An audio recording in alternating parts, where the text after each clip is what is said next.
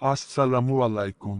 কবরের আযাব কি কি হতে পারে তা একজন মুসলমান হিসেবে আমাদের সকলের জানা উচিত। কবরের আযাব হলো সেই শাস্তি যা একজন পাপী বা আল্লাহর আদেশ অমান্যকারী মৃত্যুর পর তার কবরের মধ্যে ভোগ করে। এই শাস্তি নানা ধরনের হতে পারে এবং তা এক ব্যক্তির পাপের প্রকৃতি ও পরিমাণের উপর নির্ভর করে। কবরের আযাবে কি কি হয়ে থাকে? ১. কবরের চাপ।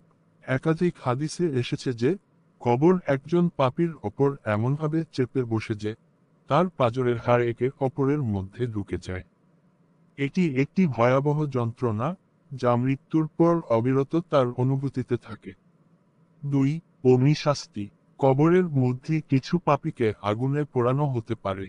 হাদিসে বর্ণনা করা হয়েছে যে কবরের মধ্যে এমন আগুন থাকে যা পাপীদের ক্ষতিগ্রস্ত করে এবং তারা তার মধ্যে দগ্ধ হয়।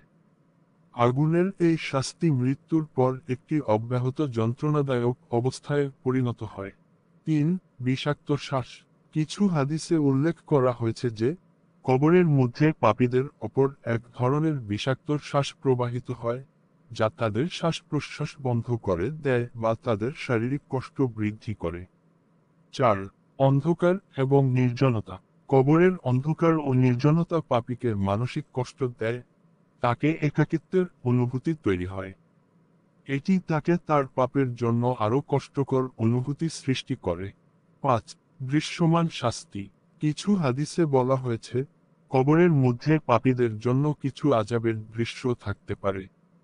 যেমন আগুন বা বিষাক্ত দানব তাদের আক্রমণ করতে পারে বা বিশেষ শাস্তির আওতায় তাদেরকে আক্রমণ করতে পারে। ৬. দ্বিতীয় জীবনেও শাস্তি। কবরের আযাব কেবল শারীরিক এবং মানসিক নয়, এটি তাদের পরবর্তী জীবনের শাস্তি হয়ে থাকে। যারা শাস্তি ভোগ করছে তারা এই শাস্তি মৃত্যুর পর পর্যন্ত অনুভব করে এবং দিন দিন তা আরও তীব্র হতে পারে। ৭. ফিরে আসার যন্ত্রণা। কবরের আযাবের কারণে মানুষ যেন ঘুমানোর পরও আবার জীবনে ফিরে আসতে পারে না। এ কারণে তারা ঘুমন্ত অবস্থায়ও শাস্তি অনুভব করে। তাদের জন্য কোনো শান্তি বা মুক্তির অনুভূতি থাকে না। এই আযাবের বিষয়গুলো আমাদের সতর্ক করে যেন আমরা জীবনে সৎ কাজ করি, নামাজ পড়ি এবং আল্লাহর নির্দেশ মতো চলি।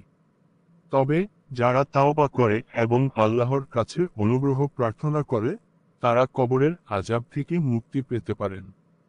আল্লাহ আমাদের সবাইকে বুঝার তৌফিক দান করুন, আমিন।